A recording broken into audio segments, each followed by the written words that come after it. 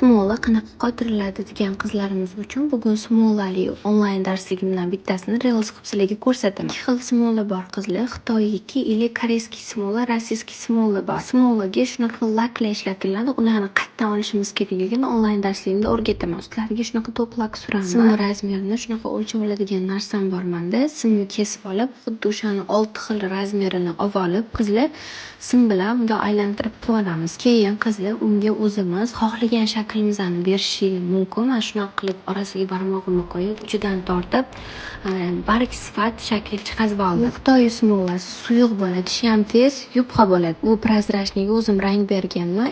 Bu koreyskiy rossiyskiy smolalarga vitral qo'shiladi. Koreyskiy smola bilan rossiyskiy smola qimmat. 100 gramm 200 ming 300 ming turadi. Shunaqa aralashtirib qo'yamiz. Bo'lgan qanaqa bo'lishi onlaynlashligimda o'rgataman. To'liqroq ma'lumot prof kursda bor. Videoning ikkinchi qismini shu video 15 mingta layk yig'sa postga joylayman. Agar sizga qiziq bo'lsa, kommentariyada qiziq so'zini yozib qoldiring. Unga obuna bo'lishni unutmang.